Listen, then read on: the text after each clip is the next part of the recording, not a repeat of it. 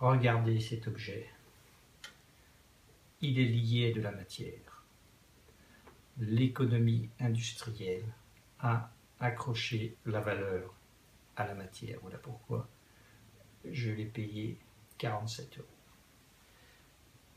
Voilà. Mais il se passe un phénomène que tout le monde peut voir, maintes fois décrit, c'est que l'information aussi a de la valeur. C'est quoi la valeur de l'information?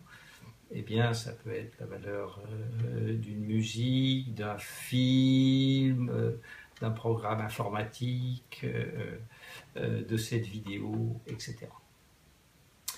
Par rapport à la matière, l'information a les caractéristiques suivantes.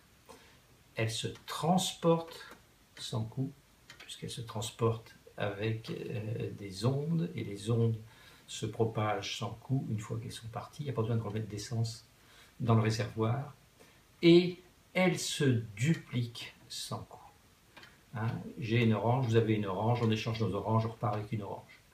J'ai une idée, vous avez une idée, on échange nos idées, on repart chacun avec 2 idées.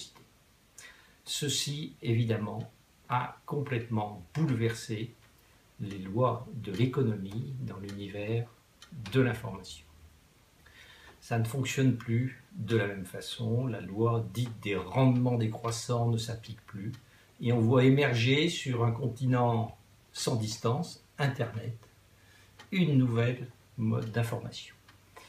Mais ce n'est pas seulement les lois de l'économie qui a changé, ce sont les habitants de l'économie. Parce que par rapport à cet univers, il y a les natifs qui sont nés dedans, nés après 1985, et les immigrés auxquels j'appartiens, donc nés avant 1985, qui n'ont pas grandi dans cet univers-là, et qui en apprennent la langue comme une langue étrangère. Vous savez que quand vous apprenez une langue à l'âge adulte, vous ne la parlerez jamais comme votre langue maternelle. Ce que notre cerveau a fait entre 18 et 36 mois, il ne sera jamais capable de le refaire. Et on observe un peu le même phénomène entre les natifs et les immigrés.